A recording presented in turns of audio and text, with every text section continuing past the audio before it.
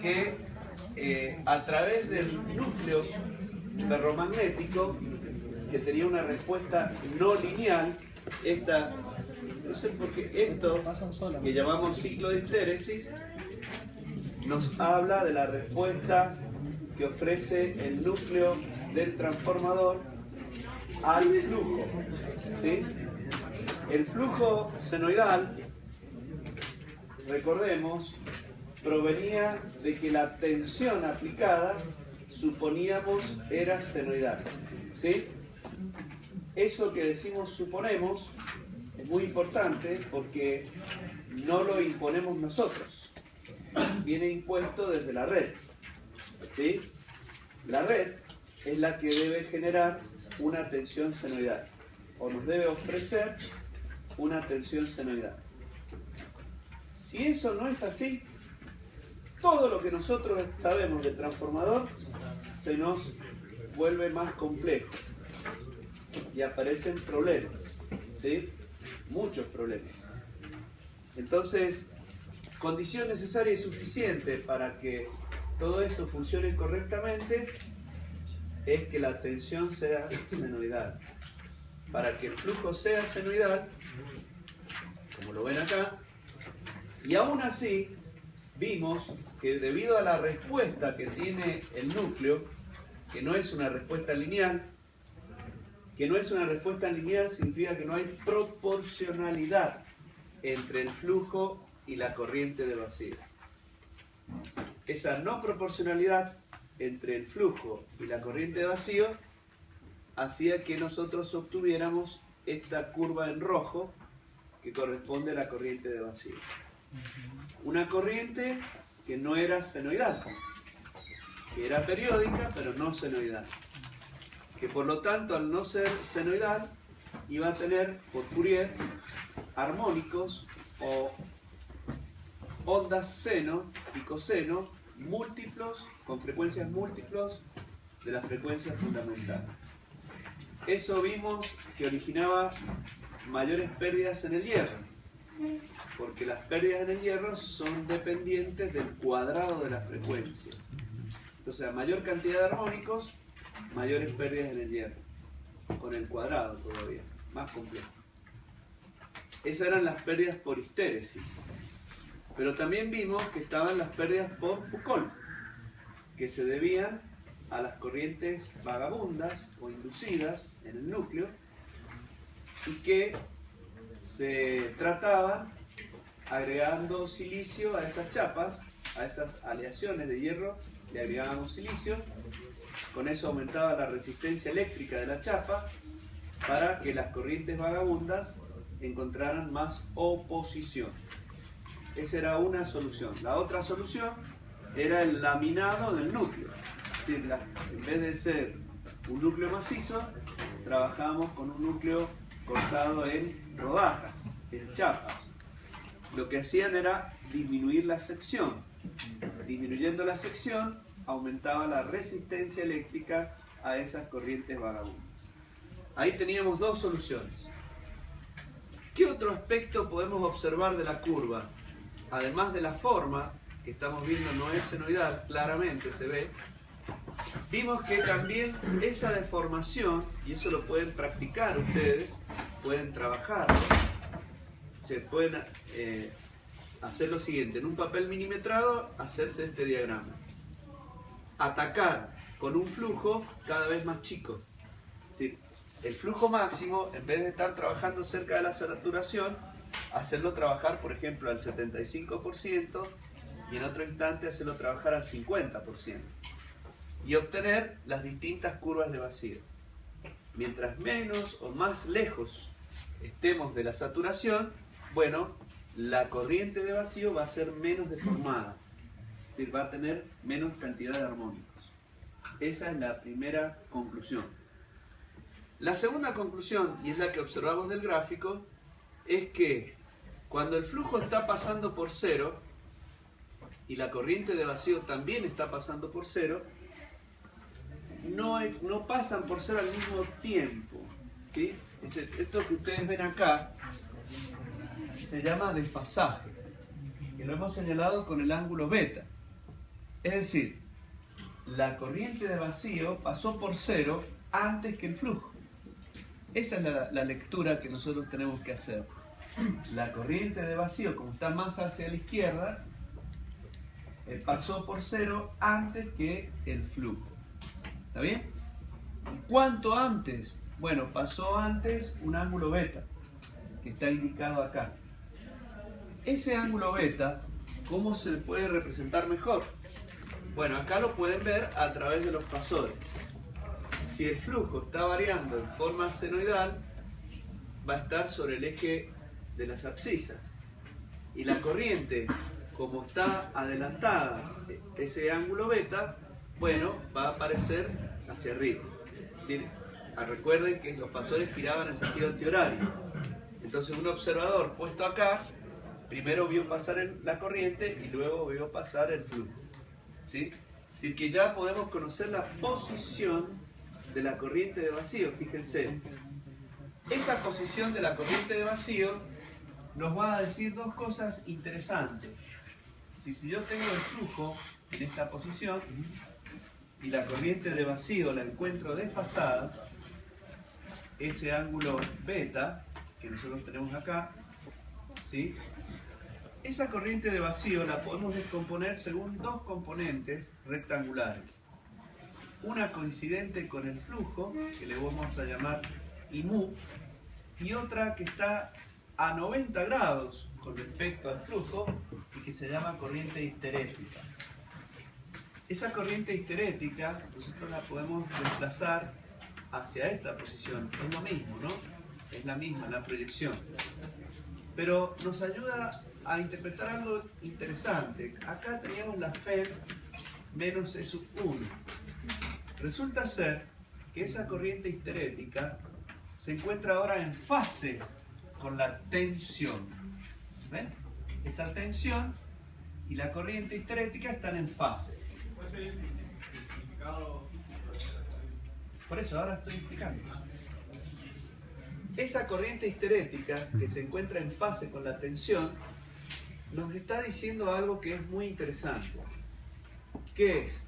Y nosotros sabemos, por el estudio de la corriente alterna, que cuando dos magnitudes, tensión y corriente, se encuentran en fase, significa que la carga que está atravesando esa corriente tiene carácter resistivo puro. ¿Está bien? Carácter resistivo puro. Lo cual nos dice lo que nosotros acabamos de deducir.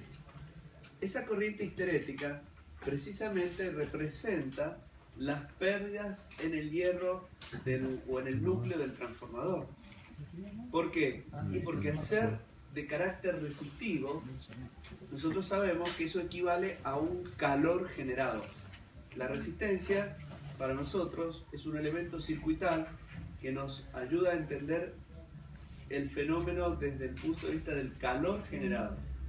Quiere decir que esa corriente histerética está generando calor, ya lo habíamos visto.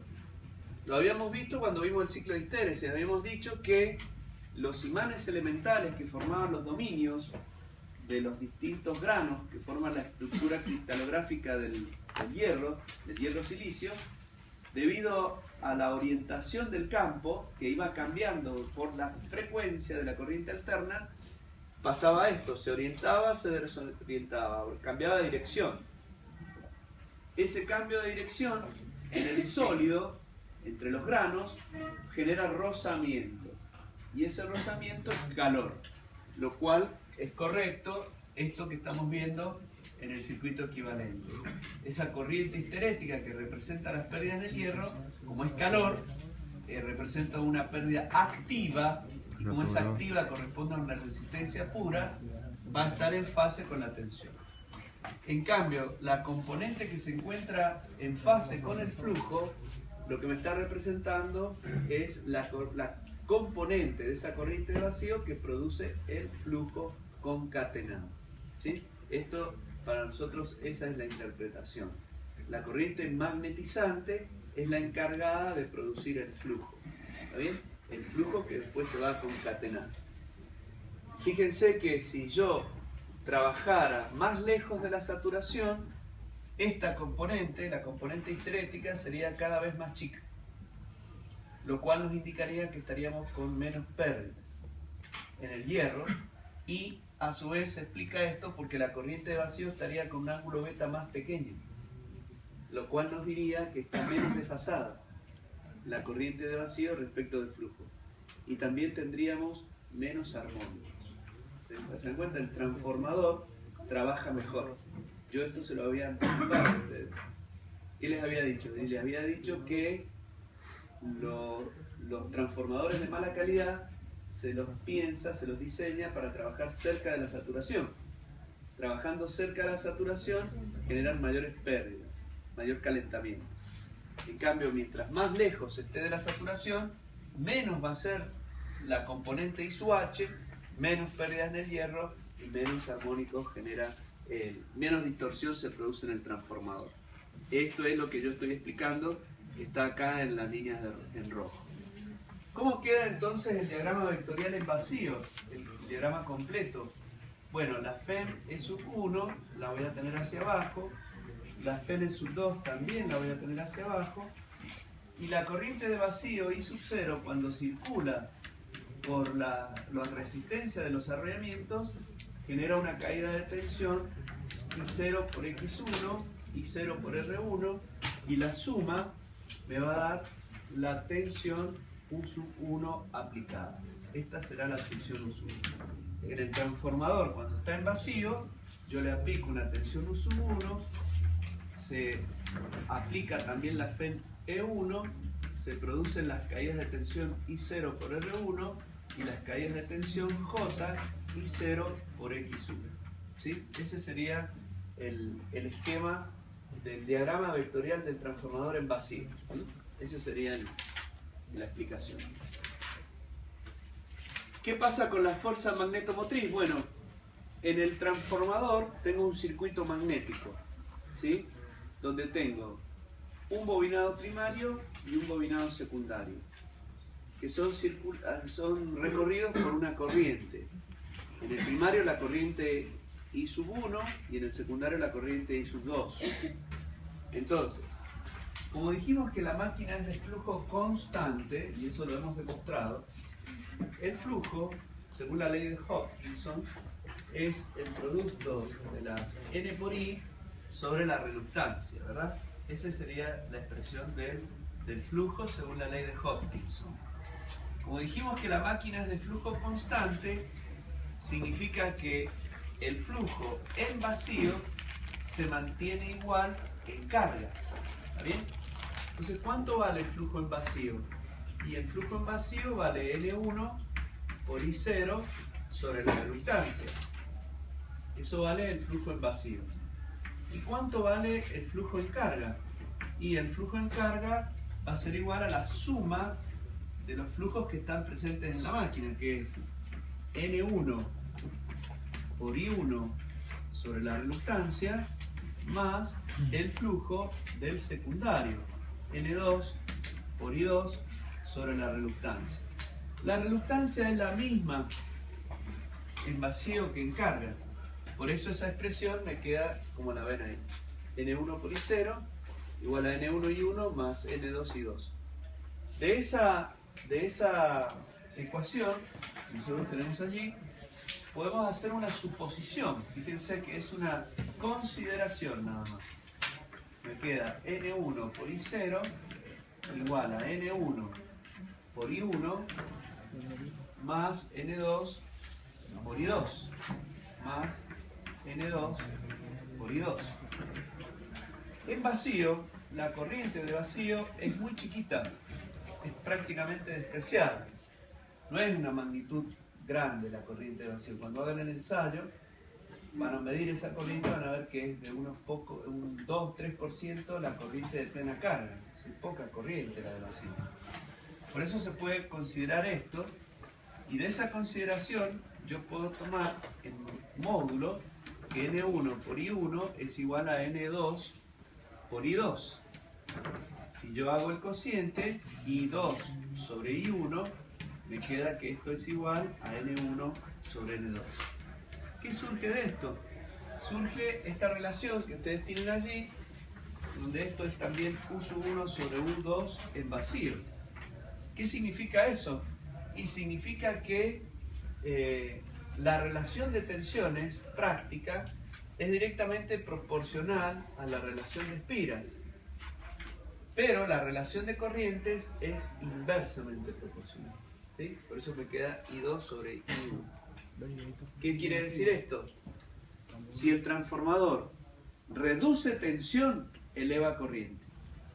Si el transformador eleva tensión, reduce corriente, ¿sí? Esas dos condiciones se verifican en el mismo dispositivo. Bueno, la otra situación que es interesante es ¿qué pasa si yo no desprecio esa corriente de vacío? Bueno, puedo trabajar un poco con esta expresión y por ejemplo hago que divido todo por N1. Dividiendo todo por N1 me queda que I sub 0 es igual a I sub 1 más N2 sobre N1 por I sub 2. Si yo despejo la corriente I sub 1, me va a quedar que es igual a la I sub 0 más menos N2 sobre N1 por I sub 2. Esta nueva corriente que tenemos acá se va a llamar I21, corriente del secundario reflejada en el primario. Y vale I2 sobre N, donde N es la relación de transformación, ¿sí? Ese es el valor de la corriente I21. Esa corriente I21, corriente del secundario referida al primario, que acabamos de hallar, ¿cómo se interpreta en el diagrama fasorial? Bueno, en el diagrama fasorial tenemos el flujo, ¿sí? Tenemos la corriente de vacío, que ya supongamos conocemos el ángulo beta, y la corriente del secundario ya la habíamos determinado nosotros, ¿se acuerdan? Que la habíamos considerado 90 más el ángulo, ¿sí? Con respecto a la FEM, ¿sí? ¿Se acuerdan? Que ya habíamos calculado la posición de I2. A ver, recordemos un poquito. Ahí la tienen. La corriente I2, ¿sí? La habíamos determinado con un ángulo Φ2 acá. Ya la teníamos ubicada, ¿sí? Desde la clase anterior. Habíamos hecho el estudio de la malla del secundario y de allí despejábamos el módulo y el ángulo. Y en forma temporal lo que teníamos allí, ¿sí? Eso ya lo habíamos hecho. Entonces ya sabemos dónde está I2, eso es lo que quiero decir. Ya sabemos dónde está I0. I2 porque conocemos Φ2 e I0 porque conocemos beta, ¿sí? Entonces, ¿qué nos queda por hallar? Bueno, la relación de transformación N, que es N1 sobre N2, también la puedo conocer, porque depende de las tensiones del primario y del secundario. ¿Qué sucede? El vector I21, que es ese vector nos va a permitir lo siguiente. La corriente I1 va a ser igual a la I0 más la corriente del secundario referida al primario. Esa es la ecuación que acabamos de obtener. I0 ya lo conozco, porque conozco la posición beta. I21 lo conozco y lo puedo conocer, porque conociendo la corriente I sub 2 y conociendo la relación de transformación N, yo divido I2 sobre N y conozco el módulo de I21. Perfecto, sin problemas. Es decir, el módulo. Pero además, con ese signo menos que ustedes tienen allí, yo sé que el valor de la corriente del secundario referida al primario está en la misma dirección que I2, pero en sentido opuesto. Entonces, por acá, supongamos, estará la corriente del secundario referida al primario. Repito, el módulo vale I2 sobre N. I2 ya lo conozco, porque lo puedo calcular por la malla del secundario. El valor de N es un número, que es la relación de transformación de tensiones, U sub 1 sobre U2 0. Entonces, el valor del módulo de este vector lo conozco, la longitud. Y la posición también la conozco. ¿Por qué? Y porque el signo menos me dice que el vector I21 es igual y opuesto, ¿verdad? O sea, está en la misma dirección, pero es opuesto al vector corriente. Entonces, si yo sumo ahora, aplicando la regla del paralelogramo, sumo la corriente I0 más la corriente I21, obtengo la corriente I1, la corriente del primario del transformador. ¿Se dan cuenta? Ese es el artificio que hacemos. Ahí, eso es lo que tienen resuelto allí. Ahora, de esto surge algo que es pregunta de examen. La corriente del secundario referida al primario, la corriente I21, no es una corriente real. Si es una corriente ficticia. Esa corriente no existe. Ay, ay, ay. ¿Qué quiere decir con que no existe? Si yo la estoy viendo, que usted la calculó, que obtuvo un valor, que obtuvo vectores, que la pudo dibujar. ¿Por qué dice ahora que no existe? Bueno, porque esa corriente, fíjense, si yo quiero medir la corriente de vacío, ¿qué hago? Y tengo que tener el transformador en vacío, pongo un amperímetro. Supongamos que el vacío esté hecho en el secundario. Pongo un amperímetro en el lado del primario y lo que voy a medir va a ser I0. Usted me pregunta, ¿cuánto vale I0? Bueno, yo la mido con el amperímetro y le digo, bueno, vale 1,2 amperes, supónganse ustedes. La pueden medir. Ajá. Y entonces yo le digo, bueno, a ver, ¿y cuánto vale la corriente del primario? Bueno, la corriente del primario también la puedo medir. ¿Cómo hago? Y en el circuito en carga del transformador, por ejemplo acá, pongo un amperímetro aquí, abro el circuito y pongo un amperímetro allí. Voy a medir la corriente I1, esa. Bien, perfecto. Vamos a medir 13 amperes. Buenísimo. Ya medí la corriente I0. La I0 la mediré en el otro circuito, en el circuito en vacío. A ver si lo tengo por acá. Bueno, este es uno de los primeros. Ahí está. Ahí. Sin carga allí, acá no pondría el amperímetro. Porque si pongo el amperímetro allí no voy a medir nada. Lo pongo de este lado. Y ahí mido I0. ¿Sí? Entonces yo le puedo medir I0, le puedo medir I1. Y yo le digo, bueno, mídame I2 también. Quiero saber cuánto vale I2. Bueno, abro el circuito acá, intercalo un amperímetro y le mido la corriente I2. Bueno, me entusiasmo, le digo, bueno, ahora mídame la corriente del secundario referida al primario. ¿Dónde pongo el amperímetro? ¿Dónde? A ver, de todos los circuitos que mostré, ¿habrá alguno que me permita medir la corriente del secundario referida al primario, la I21? No, no está. No es posible, porque esa corriente es ficticia. Esa corriente es una componente de la corriente del primario, que surge cuando el transformador se lo pone en carga, para generar el flujo Φ sub 1, 2, que se opone al Φ 2, 1, de manera que quede constante el flujo Φ. Por lo tanto, esa corriente I21 es una corriente ficticia, ¿verdad? En realidad, el transformador, de pasar en vacío a carga, toma más corriente. La proporción de la corriente que toma, en mayor cantidad, es para que el flujo permanezca constante. Pero si la quiero medir, no voy a poder medir. ¿Está claro? ¿Se entendió la diferencia? Esa corriente, como no la puedo medir, es ficticia para mí. ¿Está claro? No la voy a poder medir. ¿Está entendido? Cuidado con esto, porque en el examen les puedo preguntar esto. A ver, ¿dónde pondría el amperímetro para medir la corriente I21? El que está ahora acá lo va a saber. Creo, esperemos. Es ficticia, ¿eh? Lo mismo, ¿dónde iría el amperímetro para medir la corriente de vacío? Muchos no piensan, se apuran y entonces en ese diagrama lo ponen acá. Y ahí cometen un error, porque al transformador lo dejan en cortocircuito en vez del vacío. Quieren medir la corriente de vacío de este lado. No se puede, porque ahí no hay corriente. Si ponen el amperímetro, cortocircuitan el transformador. Ya no es vacío. Bien. Entonces hemos llegado a determinar cuánto vale la corriente I sub 1 y, digamos, su posición también. Su posición surgió de esta ecuación que tenemos acá. Esa es la corriente I1. Y ahora, fíjense, nosotros podemos construir lo siguiente.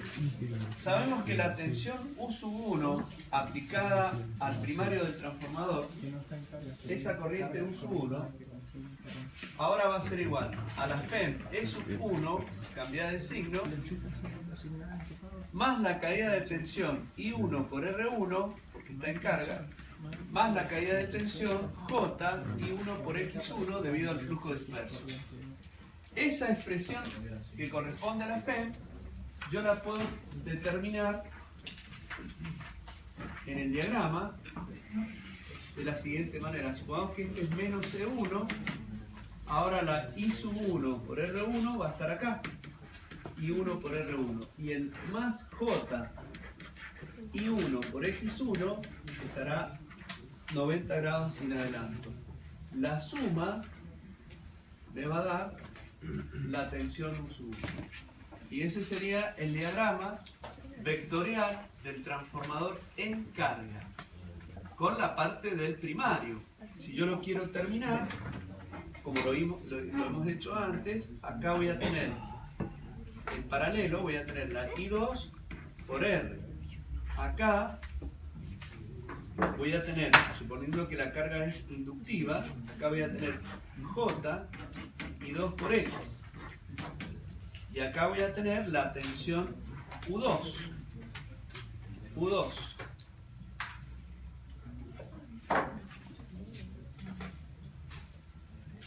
Este ángulo pasa a ser Φ. Este ángulo era Φ2. Este ángulo es Φ0. Y este ángulo es Φ1. Vamos marcando los distintos ángulos. Y cuando la corriente pasa por el bobinado, genera una caída de tensión I2 por R, 2.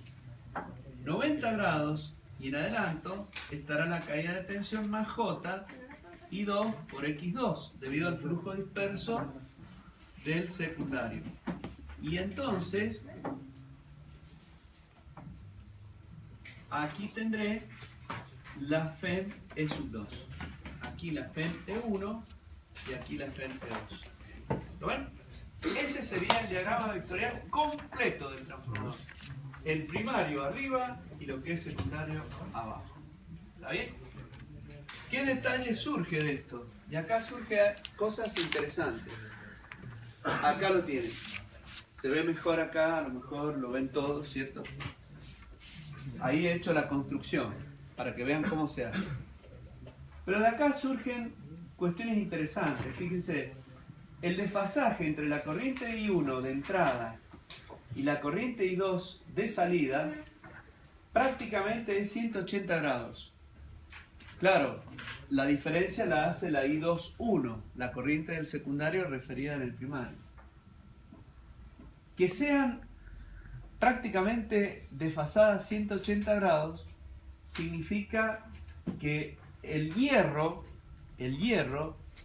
al producir ese desfasaje de la corriente I0, aparecía esta corriente I2, 1, que se desfasaba, y entonces el desfasaje no es 180 grados perfectos, es aproximadamente 180.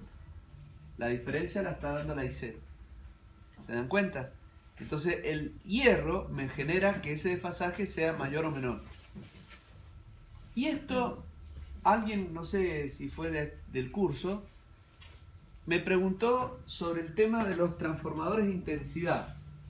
Fue un alumno en la consulta, ahora hace poquito, el viernes.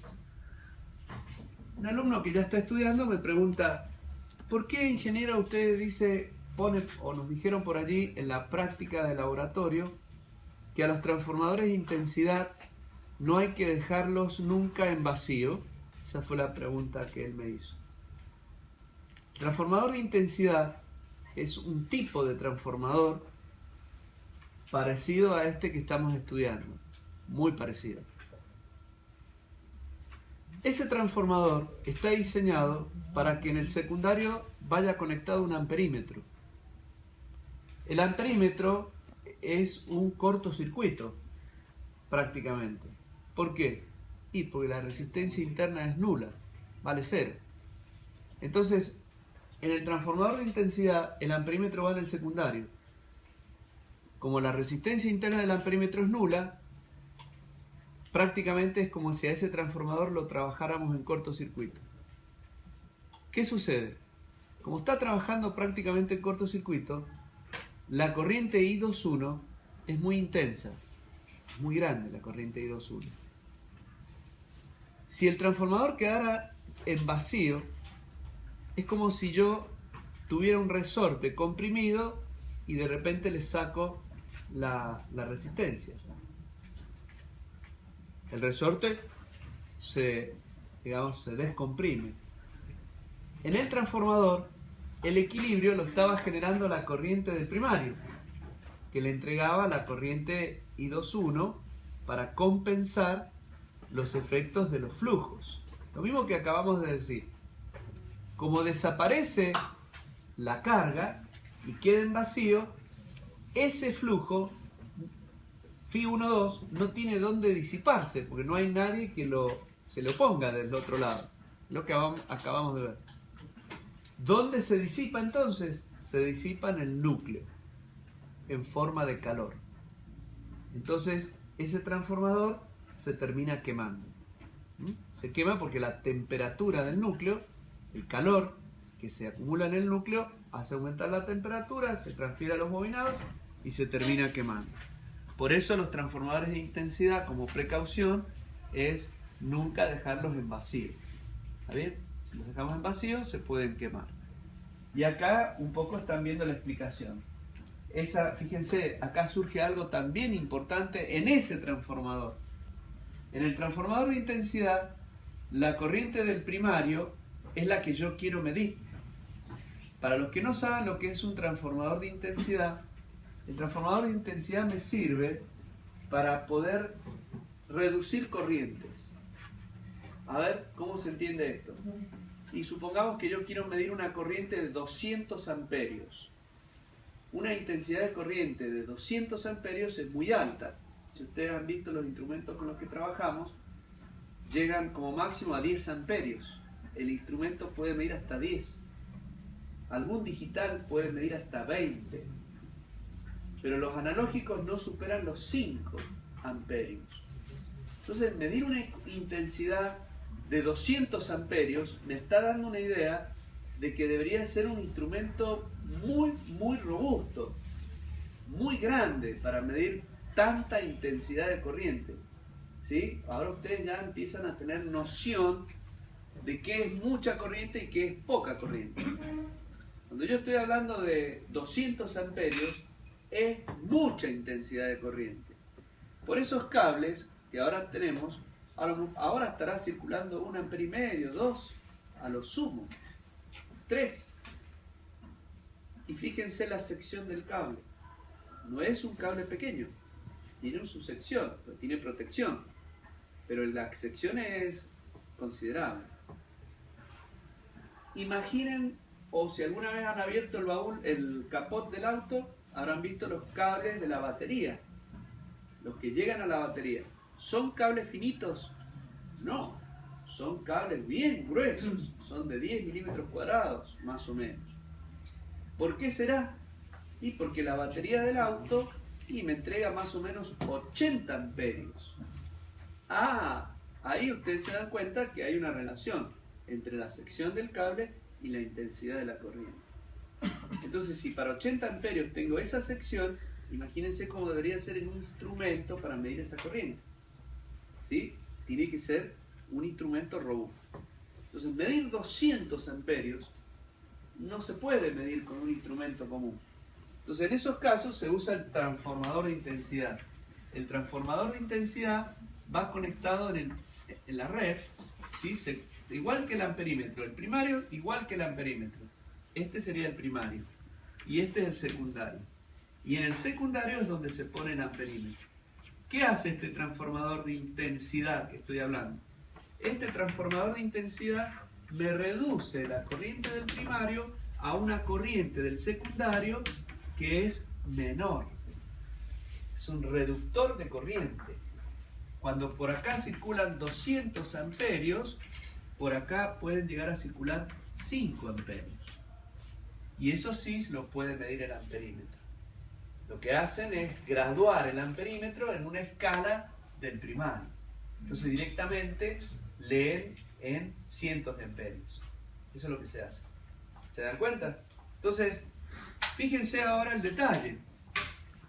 Yo con este amperímetro pretendo medir la corriente que circula por el primario, ¿verdad? La pregunta es, ¿son iguales? ¿Son correspondientes exactamente esta corriente con esta? La respuesta es no. ¿Por qué? Porque existe la corriente ficticia I21, que hace que la corriente I1 no sea perfectamente igual a la I2.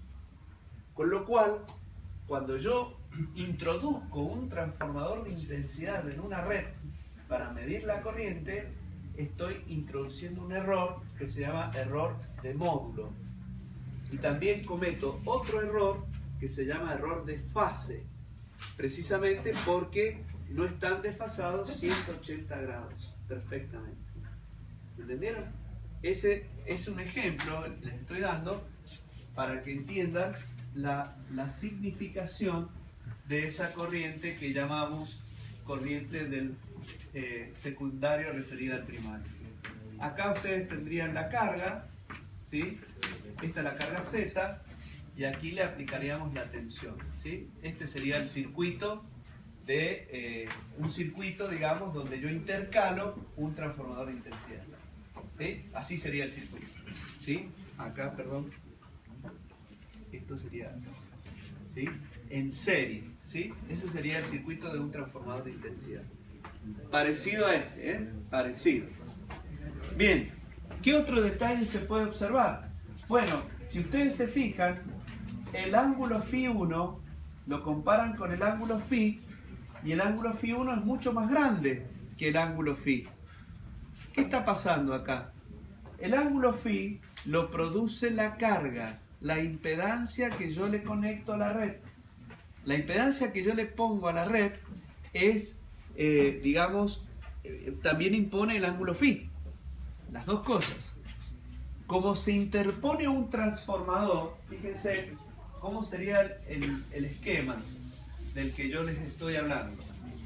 Sería así, miren. Yo tengo un transformador que tiene su primario y su secundario. En el secundario yo pongo una impedancia Z con un ángulo Φ. Esto va a la red, ¿sí? Va a la red. Supongamos que es monofásico, ¿sí? ¿Qué pasa? A ver, lo voy a dibujar en otra posición y lo van a leer mejor. Este sería la fase y este sería el neutro. Yo voy a conectar un transformador acá. ¿Ven? Esta sería la red. Y el secundario acá conecto una carga con un cierto ángulo Z, ángulo Φ, impedancia Z. ¿Sí?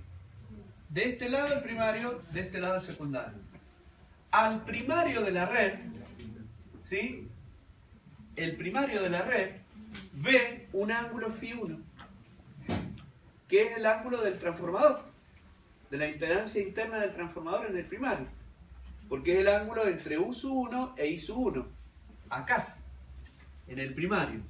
Si la red ve el primario del transformador como una impedancia Z1 Φ1. Y si nosotros lo comparamos con la impedancia Z-Φ de la carga, vemos que el ángulo Φ es más chico que el ángulo Φ1. O sea, que el transformador, nada más que por intercalarlo en la red, me desmejora el factor de potencia. Si yo hubiera puesto la impedancia Z sin el transformador, la red vería un ángulo phi que es más chico que el ángulo phi 1 que ve cuando yo pongo el transformador. ¿Se dan cuenta? Y eso se llama desmejoramiento del factor de potencia. Un transformador incorporado a la red desmejora el factor de potencia. ¿Sí? Eso es lo que está pasando. Y si nosotros lo pusiéramos en vacío, entonces uno diría, ah, bueno, y si estuviera en vacío, bueno, si estuviera en vacío estaríamos peor. ¿Por qué? Porque ahora el ángulo que ve es el ángulo phi 0, que es más grande todavía que el phi 1. O sea, que tener un transformador en vacío conectado en la red todavía empeora más las cosas con respecto al tema del coseno phi. O sea, que lo que tengo como beneficio por un lado, lo empiezo a tener como, digamos, como problema por otro. El transformador me viene a solucionar varios problemas, con las tensiones, por ejemplo. ¿Sí? Pero no es que es gratis, genera otros inconvenientes. Uno de ellos es este que acabo de decir. ¿Sí? Bueno, acá lo tienen. Por ejemplo, en vacío, el coseno de phi 0 es muy bajo y aproximadamente 0,1. Fíjense lo que vale el coseno de phi de un transformador en vacío, 0,1. Cuando sabemos nosotros, y hemos trabajado en los problemas, están trabajando ustedes ahora, con cosenos de phi 0,85. Miren el coseno de phi 0 del transformador, 0,1. Muy inductivo. El transformador es una carga muy inductiva para la red. ¿Está claro? Así es que ese es uno de los elementos que desmejora el factor de potencia de las redes. Los transformadores. Otra pregunta de examen. Bien, entonces aquí, bueno, está lo que hice recién, lo tienen allí, como aquí es igual la corriente I1. Fíjense que la ecuación magnética, esta era una ecuación magnética. Acá surge algo también interesante.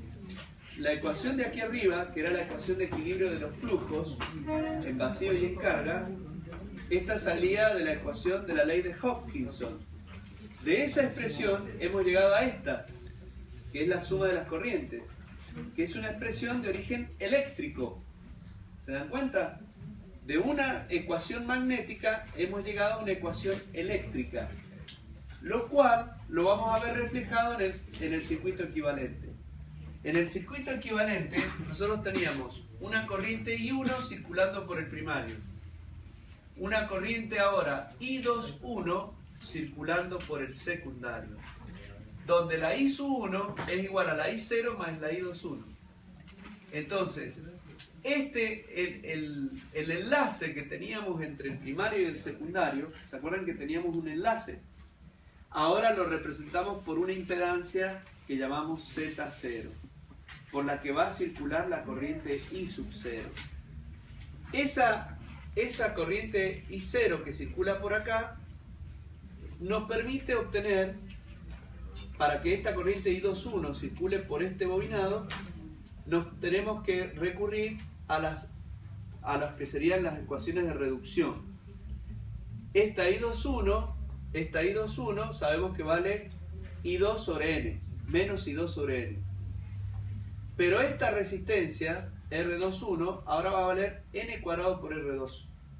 Y esta reactancia, X21, va a valer N cuadrado por X2. Y esta impedancia, Z21, va a valer N cuadrado por Z. ¿Sí? Es decir, cuando yo reduzco el secundario al primario, debo multiplicar la resistencia, la reactancia y la impedancia de carga por N cuadrado, para que por aquí pueda circular la corriente del secundario referida al primario. Yo podría haber hecho la transformación a la inversa, es decir, podría haber llevado el primario referido al secundario. ¿Sí? En ese caso se llaman reducción del primario al secundario. En ese caso, en lugar de multiplicar por n cuadrado, debo dividir por n cuadrado. ¿Sí? En los problemas ustedes le van a pedir una reducción a la malla del primario o una reducción a la malla del secundario. Cuando les piden la reducción al primario, tienen que multiplicar por n cuadrado. Cuando les piden la reducción al secundario, tienen que dividir por n cuadrado. Acá está el resumen de las ecuaciones. ¿Sí? Ese sería el concepto. Y la tensión, la U21, sería igual a n por U sub 2. ¿Sí? La tensión U21. ¿Por qué? Porque la tensión U sub 1 sobre U20 era igual a n. Ahora, la U21 va a ser igual a n por U sub 2. Esa U21 será igual, si lo quieren analizar mejor, la tensión U21 es igual a la I21 por la Z21. ¿Cuánto valía la I21? Valía I2 sobre N. ¿Cuánto valía la Z21? N cuadrado por Z. Entonces simplificamos acá y les va a quedar N por I2 por Z, que es igual a N por U sub 2. La U21 es igual a N por U sub 2. De ahí surge esa expresión que tienen acá. La U21, repito, es la I21 que circula por acá multiplicado por la Z21. ¿Cuánto vale la I21? I2 sobre N. No hace falta, porque estamos analizando en módulo. ¿Y el Z21 cuánto vale? N cuadrado por Z. N cuadrado por Z. Simplificamos el N cuadrado con N y nos queda N I2 por Z. El I2 por Z es U2. Entonces me queda N por U2 igual a U2 plus 1. ¿Está? Que es la expresión que tienen allí. Si lo tuvieran que reducir al secundario, bueno, lo tienen que dividir por N en lugar de multiplicar. ¿Está? Eso lo van a ver en los problemas. Van a tener que resolver problemas. ¿Para qué sirve reducir el circuito equivalente al primario o al secundario? Bueno, ¿para qué me sirve? Porque yo estoy al reducirlo, todo se transforma en una sola impedancia. Es decir, todas las ecuaciones referidas, porque acá surge un problema en realidad, que es el siguiente. A ver.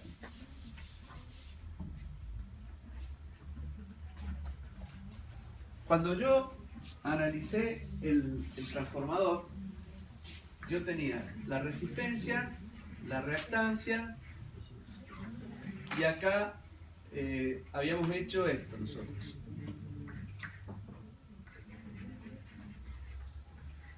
Acá la resistencia, la reactancia y la carga. ¿Qué sucede? Esta es la X, la R2, la X2, la Z. Y esta es la X1 y la R1. Acá teníamos la tensión U sub 1 y de este lado tenemos la FEM E sub 1. De este lado tenemos la FEM E sub 2. ¿Está bien? Si yo quiero que esto sea un solo circuito, tengo un problema. ¿Por qué? Porque de un lado tengo E1 y del otro lado tengo E2 en el mismo punto. ¿Se dan cuenta? Acá tengo una impedancia Z. Acá tengo la resistencia, acá tengo la reactancia, acá tengo la resistencia, la reactancia y la impedancia. Entonces, por acá la U sub 1, por acá circulaba la corriente I1, esta era R1, esta era X1, y al llegar a este nodo, la corriente se deriva una parte hacia acá, que dijimos era la I21, y una por acá que era la I0. Pero esa corriente I0 no podría circular porque de un lado tengo una tensión y del otro lado tengo otra. ¿Está bien? Ahí habría un problema. Entonces, ¿cómo se resuelve eso, el problema? Bueno, la corriente I2 es igual a la E2, supongamos, sobre la impedancia, que es R2 más J, X2 más Z.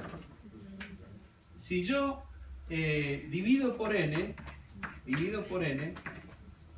acá, E2 sobre N, ¿sí? Me va a quedar R2 más J, X2 más Z. E1 sobre E2 es igual a N. Entonces, acá, perdón, vamos a hacerlo lo vamos a multiplicar por n. Entonces va a quedar n-E2, n y 2. Y acá ese n2, ¿qué es? E1. ¿Sí? ¿Sí? N por E2 es E1. Y la I21, ¿a qué era igual? A I2 sobre N. ¿Sí? Esto es parecido. Entonces multiplico y divido por N cuadrado. O sea, va a quedar el N cuadrado y acá un N cuadrado que lo voy a poner aquí.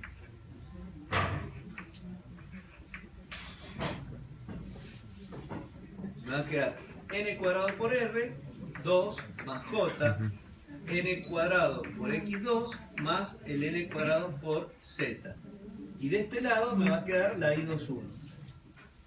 Entonces de esa forma, ahora voy a tener la misma tensión de los dos lados,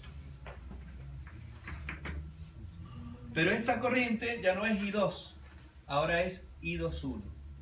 Esta resistencia ya no es R2, es R21. Y esta reactancia ya no es X2, sino que es X21. Y esta impedancia ya no es Z, sino que es Z21. Y de esa forma he reducido los dos, es decir, lo tuve que hacer para que las dos tensiones entre estos dos puntos fueran la misma. Entonces ahora, acá sí voy a tener una impedancia Z0 por la que circula la corriente IC. Esa es la deducción para reducirlo al primario. El mismo razonamiento se lo puede hacer a la inversa, ¿sí? Lo que cambia es cómo queda multiplicado, nada más. ¿Está entendido? En vez de multiplicar por n cuadrado, me va a quedar dividido por n cuadrado. Y en vez de ser R21 va a ser R12. ¿Está? Ese sería el concepto. Bueno.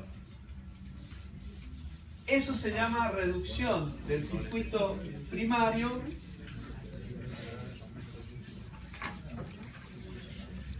al secundario.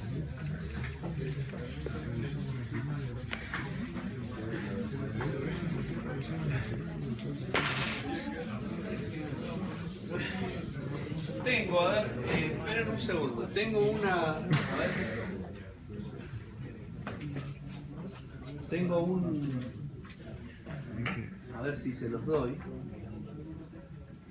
Hay otro power que está hecha la. A ver.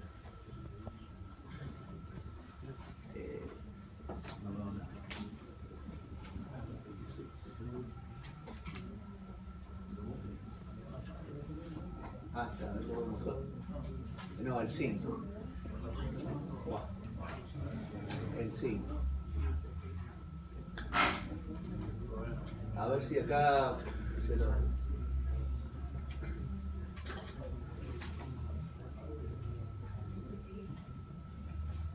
No, en este tampoco lo tengo hecho. A ver. No, es el 5. No veo nada. El 5. En el 5. Este voy a ver si lo subo a este, porque en este no. El 5.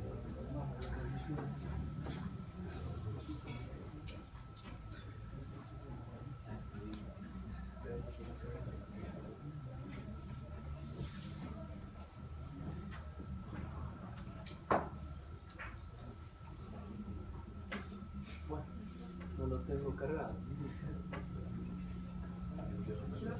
¿Sí? En el que subió la página hay una diapositiva. ¿Hay una diapositiva más? Ah, bueno, entonces me quedo tranquilo. Porque acá no lo he, creí que acá no. Bueno, estoy repasando también lo que nos falta. Porque tenemos una clase menos. Bueno, vamos más rápido entonces. Si está subido a la página me quedo tranquilo porque esa deducción que hice rápido ahí está en la página, me acaba de decir una niña. ¿Sí? A ver. Claro, está bien. Bueno, acá ella lo ha sacado de la página y está. Eso mismo que hice yo muy rápido está en la página, así que bueno, menos mal. Pero es que está el mismo que hice ahí, ¿lo alcanzaste a copiarlo? Bueno.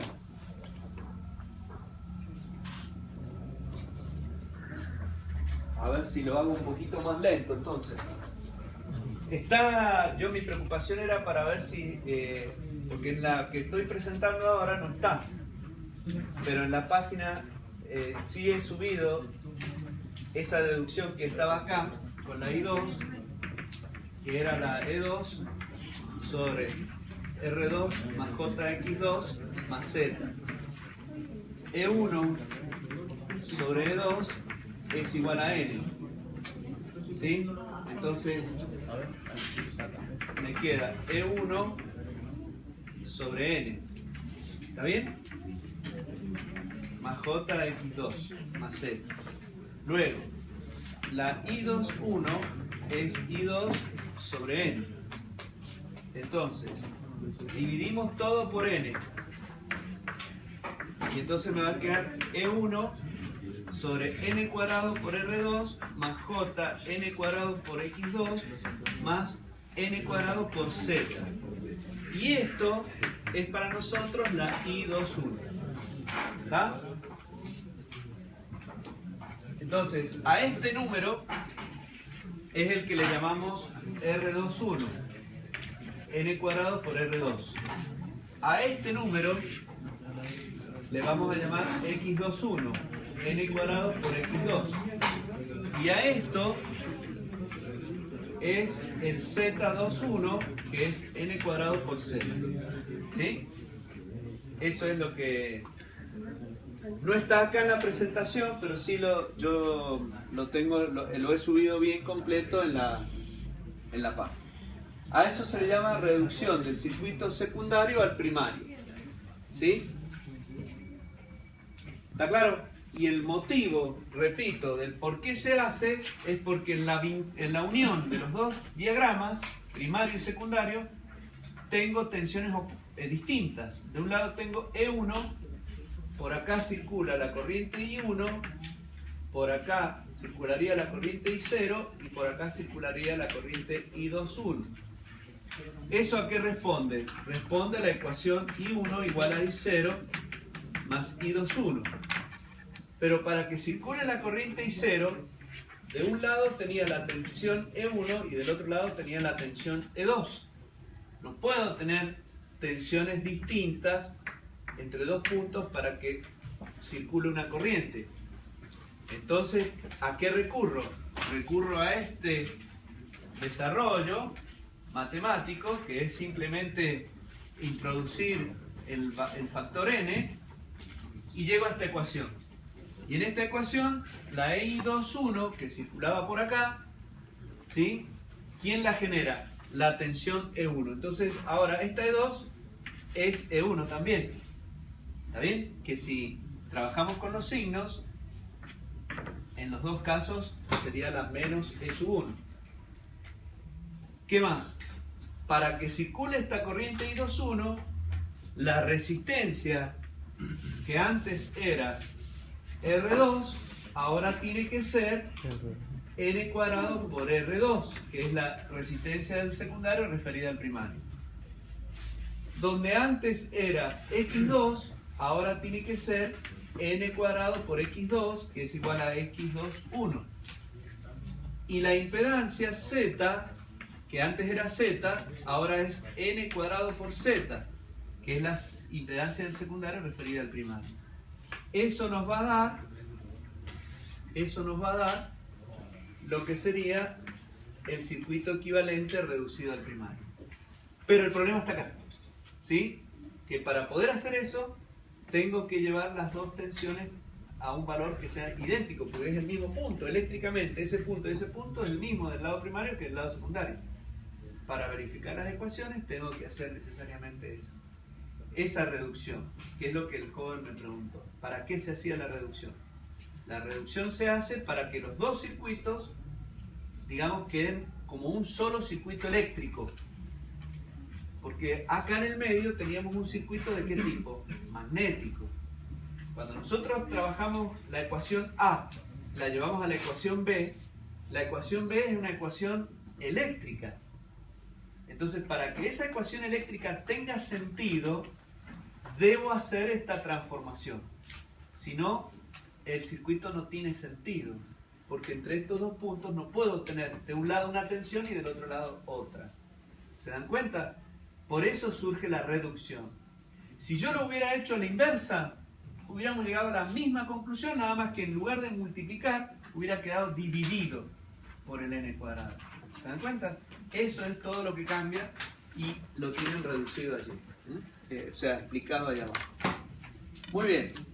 Vamos a lo que sería la potencia del circuito magnético. Tengo que ir más rápido porque hemos perdido una clase nosotros. Tenemos energía eléctrica en energía magnética y de energía magnética volvemos a tener energía eléctrica. La potencia que recibe el circuito es E1 por I1 igual a E2 por I2. ¿Por qué? Porque decíamos que en la máquina es una máquina prácticamente de potencia constante. ¿Qué significa esto? El rendimiento de esta máquina es uno de los más altos de las máquinas en general. El rendimiento está en el 98%, 97 al 98%. Traducido, ¿qué significa esto? Traducido significa que prácticamente esta máquina tiene de un 2 a un 3% de pérdidas. Nada más. Muy pocas pérdidas tiene. ¿Eso por qué? Bueno, principalmente porque la máquina, entre comillas, no tiene partes móviles. Entonces, como no tiene partes móviles, el rendimiento puede ser más alto. ¿Está bien? Entonces, prácticamente, la potencia que recibe el circuito magnético es E1 por I1 igual a E2 por I2. La FEM, según la fórmula de Bouguereau, era 444 la frecuencia del flujo y el número de espiras. Bueno, acá hay una deducción que la tienen en el apunte, en un apéndice, donde de esta expresión, reemplazando aquí, llegamos a la potencia electromagnética, que es equivalente a este valor. Donde acá tenemos el 2,22, la frecuencia, la inducción, el área de cobre, el área total de cobre, por el área total de hierro, por la densidad. ¿Sí? El área total de cobre es un parámetro que incluye el bobinado primario y el bobinado secundario. Y el área de hierro es el área del núcleo del transformador. Y la densidad es la densidad media, puede ser un valor medio. Pues ya en la deducción hay toda una suposición de parámetros para que yo pueda trabajar con esa densidad media de corriente. ¿Qué significa densidad media de corriente? Cuando uno calcula el transformador y determina la sección del alambre depende de la densidad de corriente que puede llevar ese alambre. El alambre, que es cobre electrolítico, puede llevar entre 6 a 8 amperios por milímetro cuadrado, dependiendo de la pureza del cobre. Entonces, dependiendo de ese valor de densidad, es la sección de cobre que yo voy a tener en el bobinado primario o en el bobinado secundario. Hay una deducción, por eso acá esto es una ecuación donde estas potencias las tenemos que sumar, dividir por 2, porque es la potencia media. ¿Sí? Es la potencia media. ¿Por qué? Porque yo estoy suponiendo que la potencia eléctrica del primario se transfiere toda a potencia eléctrica en el secundario. Y en realidad eso no es verdad. Por lo tanto, esta expresión, digamos, para llegar a esta expresión, lo que tengo que suponer es la potencia eléctrica media. Si quieren, se los muestro para que lo vean. Y se los explico yo ahora. Después nos perdemos un poquito, pero bueno. Después en la consulta, me imagino eso ya no me lo van a preguntar. Vamos a ver. El 5 otra vez. Está en el apéndice, ¿eh?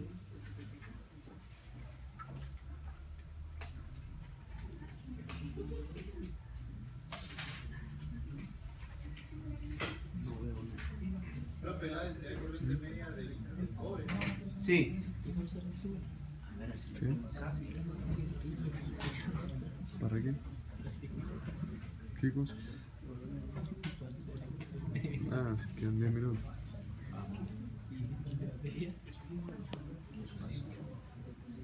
$13%. De... Le he hecho un hipervínculo para que quede.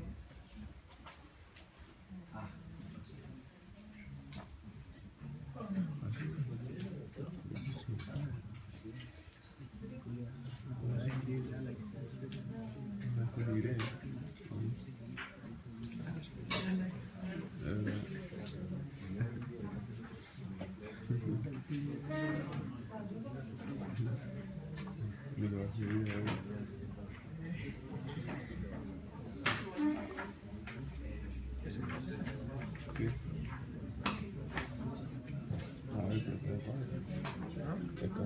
Como verán, hay muchos. Todos los años les tocamos un poquito para...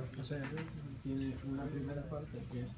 Depende de las preguntas. Este tiene más fotos. Algunos le sacamos unas cosas, otros le ponemos otras. Para que ver cuánto pesa. Bueno, ven, ahí está lo que yo les decía, ¿ven? 700 megas. Fíjense, ¿Cuánto tenemos que tiene? 64. la potencia es una potencia media. Entonces, como es una potencia media, es la semisuma de las dos. Cuando yo reemplazo la FEM es la misma en las dos. Nada más lo que cambia es el número de espiras. ¿Está bien? En uno va a ser N1 y el otro va a ser N2. El flujo es constante, la frecuencia es constante, el 444 es constante. Entonces, surge una densidad media equivalente, que es la densidad 1 por el área de cobre 1, más la densidad 2 por el área de cobre 2, sobre la suma de las áreas o el área total. Área del cobre 1 más el área del cobre 2. Luego, dice, la sección del cobre del primario y la sección del cobre del secundario, ¿sí? Y el área del cobre del primario y el área del cobre del secundario son área del cobre del primario y área del cobre del secundario. Entonces la densidad media se denomina densidad media equivalente. Hay que hacer este desarrollo y aplicar esta equivalencia. De ahí surge, cuando yo sumo este área más esta, me da el área de cobre total. Y cuando yo trabajo con el flujo de uno y del otro, tengo el... Porque acá B por área, si ustedes recuerden, la densidad es flujo sobre área. ¿Sí? Entonces, B por área es flujo. Ese es el más fácil. Pero el problema aparece con el área de cobre y el número de espiras del primario y del secundario. Aplicando esta ecuación surge la densidad media equivalente. ¿Sí? Es decir, porque el alambre de cobre del primario y el alambre de cobre del secundario tampoco son iguales. ¿Sí? Un alambre de cobre, un alambre es, ¿cómo se dice? De una sección y el otro es de una sección distinta. Los alambres del primario y los alambres del secundario no tienen la misma sección. Entonces, lo que hacemos con esto es, al sumar las dos potencias, es llevarlo todo a una densidad media entre el alambre de cobre del primario y el alambre de cobre del secundario. Eso es lo que ha surgido ahí. Bien. Pero este no era el que yo les estaba mostrando. Si me guío por este, acá está cambiado un poquito. El nuestro es este. De ahí surge esta expresión. Bueno, el transformador en vacío ya lo hicimos. Este diagrama yo ya se los hice. Y acá, bueno, hay una explicación. Porque fíjense que acá la impedancia Z0, yo la he modelado de esta forma. ¿Sí? Pero nosotros no acostumbramos a usar este modelo. Este modelo se llama modelo pi, ¿verdad? El modelo T, perdón. nosotros acostumbramos a usar el modelo pi, que es este. Esto se llama cuadripolo. Todo esto se llama cuadripolo. Acá tienen la resistencia y acá la reactancia. ¿Sí? Entonces, esto se llama X0 y esto se llama R0. O bien, como lo tienen aquí, pues este se llama G0 y este se llama B0. ¿Para qué nos sirve esto?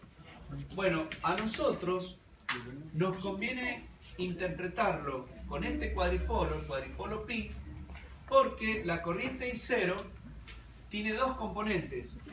Una que es la I sub H, que es la que yo les había deducido recién, y esta que es la I sub mu. Entonces, en este circuito equivalente, en el circuito equivalente modelado pi, yo puedo ver la corriente histerética que se deriva por la R0 y la corriente magnetizante que se deriva por una X0. Circuitalmente es lo mismo, nada más que en lugar de trabajar con una impedancia, yo estoy trabajando con una admitancia. ¿Ven? La I0 es menos E1 por la admitancia. Y esa admitancia, como es de origen inductivo, se calcula como G0 menos JBC. Si yo hago el producto E1 por G0, me queda que eso es igual. ¿Qué pasó otra vez? El E1 por G0 es la corriente I sub H. ¿Sí? I sub H. Y el E1 por B0 es la corriente magnetizante. ¿Sí? Las dos corrientes representadas aquí como si fueran por dos ramas. Una que representa la resistencia del hierro y otra que representa la reactancia de X sub C, por donde circula la corriente magnetizante. Las ecuaciones son las mismas, o sea, la corriente I0 sigue siendo IH más IM o I mu, no cambia eso. A nosotros, en nuestra escuela de electrotecnia, nos gusta más este circuito porque nos permite ver las componentes que tiene la corriente de vacío. Nos permite ver la corriente histerética y la corriente magnetizante. Como la corriente histerética representa las pérdidas por histéresis, la derivo por una resistencia. Como la corriente magnetizante nos representa el flujo, la derivo por una reactancia. ¿Está? Ese sería el concepto. Bueno, acá lo tienen. ¿Sí? Ahí lo tienen, lo que yo acabo de decir. Esa corriente de vacío tiene dos formas de encontrarla. Esa corriente de vacío, como esas dos corrientes IH y mu están en cuadratura, se puede calcular por el teorema de Pitágoras. IH al cuadrado más la I sub mu al cuadrado. Eso ya lo vamos a ver en el ensayo. En el ensayo de vacío, la potencia de vacío es igual a la U sub 1 por la I0 por el coseno de Φ0. El coseno de Φ0 será igual a la P sub 0 sobre U sub 1 por la I sub 0. Ya vamos a ver entonces la semana que viene. Acá lo que está mostrando es el ensayo de vacío.